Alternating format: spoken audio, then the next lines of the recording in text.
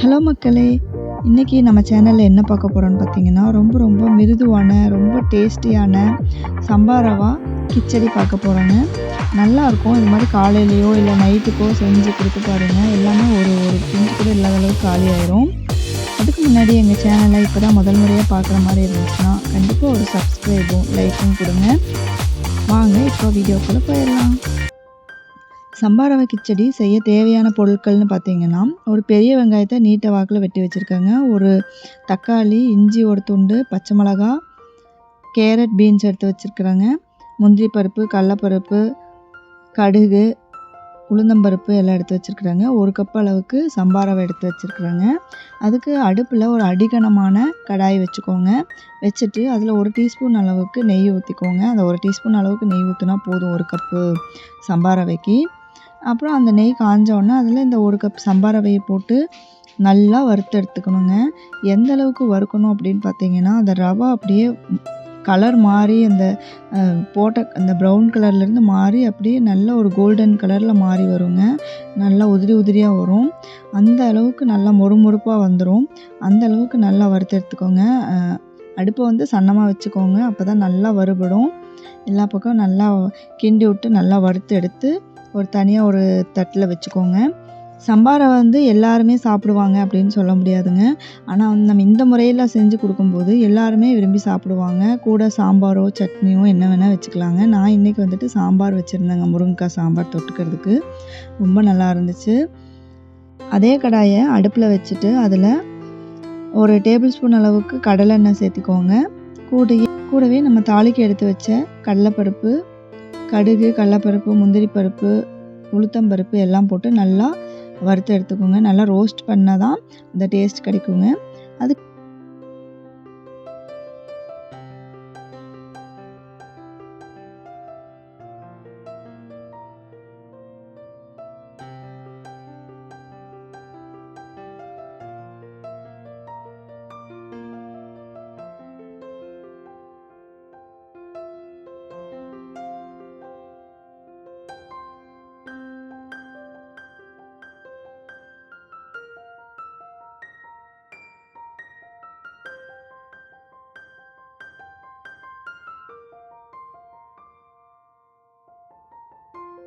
அதுக்கப்புறம் நல்லா ரோஸ்ட் ஆயிடுச்சு அப்படின்னா, அதுக்கடுத்து நம்ம என்ன பண்ணணும்னா, இஞ்சி, வெங்காயம் 2யும் போட்டு நல்லா வணக்கிக்கணுங்க. வெங்காயம் நல்லா கலர் மாதிரி வர கடைசியில் கூட வந்து தக்காளியும் போட்டு, பச்சை மிளகா, கருவேப்பிலை எல்லாமே போட்டு நல்லா சொதன்னு வணங்குற அளவுக்கு பண்ணி விட்டுருங்க.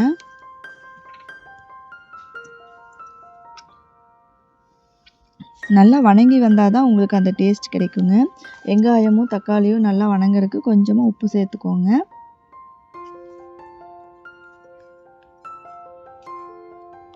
வெங்காயமும் தக்காளியும் நல்லா வெந்து வரும்போது தாங்க நல்ல ஒரு டேஸ்ட் கிடைக்கும். எல்லாமே சேர்த்து ஒட்டுக்கா போட்டு நம்ம வேக வைக்கிறது தானே அப்படின்னு நினச்சிங்கன்னா அந்த டேஸ்ட் கிடைக்காதுங்க. வெங்காயம் தக்காளி நல்லா வணங்கி வரணும். அப்போ தான் உங்களுக்கு அந்த டேஸ்ட் கிடைக்கும்.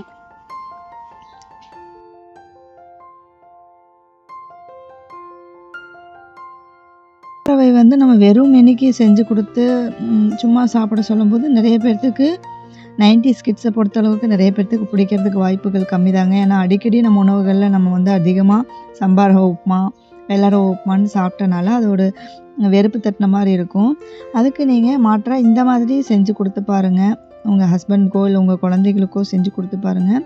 கண்டிப்பாக அவங்க லைக் பண்ணுவாங்க. அந்தளவுக்கு நல்லா இருக்குங்க. உங்களுக்குமே இப்போ எனக்கெல்லாம் வந்து சம்பா ரவையே பிடிக்காதுங்க. ஆனால் நான் வந்துட்டு இந்த மாதிரி முறையில் செஞ்சேன்னா சாப்பிடுவேன். அதனால் அடிக்கடி நான் வந்து இந்த மாதிரி முறையில் செஞ்சு சாப்பிட்டுக்கிறதுங்க. ஏன்னா அந்த சம்பா ரவையோட டேஸ்ட்டே இருக்காது. அந்த கேரட்டு அது ஒரு கிச்சடி டேஸ்ட்டில் வந்துடும். அப்போ நம்மளுக்கு வந்து சாப்பிட்றதுக்கு பிடிச்சிருக்கும். கூட வந்து சாம்பார் வச்சு சாப்பிடும்போது இன்னும் டேஸ்ட்டு வந்து அதிகமாக இருக்குங்க. இந்த வெங்காயம் தக்காளியெல்லாம் நல்லா வணங்கினதுக்கப்புறமா நம்ம எடுத்து வச்ச காய்கறிகள் பட்டாணி இருந்தாலும் போட்டுக்கலாங்க.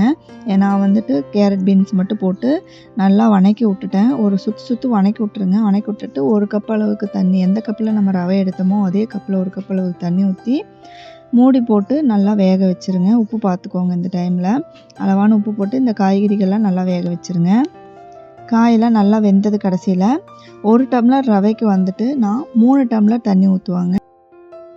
1 கப் ரவைக்கு வந்துட்டு ஒரு 3 கப் அளவுக்கு தண்ணி ஊற்றணுங்க. ஆல்ரெடி நம்ம 1 கப்பு வந்து இந்த காய்க்கு போட்டு வேக வச்சுட்டோம். அதுக்கப்புறமா இதில் ஒரு 2.5 கப்பு ஊற்றினா போதுங்க. ஏன்னா நம்ம 3 கப்பே ஊற்ற வேண்டியதில்லை. இந்த காய் வந்து நல்லா வெந்துருச்சு. இப்போ நம்ம அதை வறுத்து வச்ச ரவை வேகிறதுக்கு நம்மளுக்கு ஒரு 2.5 கப்பு ஊற்றினா போதுங்க. 3 கப் அளவுக்கு ஊற்றுனீங்கன்னா கொஞ்சம் கொல கொலன்னு ஆயிரும். 2.5 கப்பு ஊற்றணுங்கன்னா எல்லாமே நல்லா வெந்து வந்து அப்படியே சாஃப்டாக மிருதுவாக இருக்குங்க. சாப்பிட்றதுக்கு ரொம்ப நல்லாயிருக்கும். கண்டிப்பாக நான் சொன்ன இந்த முறையில் நீங்கள் செஞ்சு பாருங்கள். அந்த கிச்சடி எந்த அளவுக்கு வருதுன்னு உங்களுக்கே தெரியும். கண்டிப்பாக எங்கள் சேனல் இதுதான் ஃபஸ்ட் டைம் நீங்கள் பார்க்குற மாதிரி இருந்துச்சுன்னா ஒரு லைக்கும் ஒரு சப்ஸ்கிரைபும் கொடுங்க. சுவையான கிச்சடி சம்பா ரவை கிச்சடியை வந்து செஞ்சு சாப்பிட்டு பார்த்துட்டு எப்படி இருந்துச்சுன்னு சொல்லிட்டு கமெண்ட் பண்ணுங்கள். இது குறிப்பாக நம்ம காலையிலையும் நைட்டுக்கும் நம்ம இதை எடுத்துக்கும் போது ரொம்ப ஹெல்திங்க.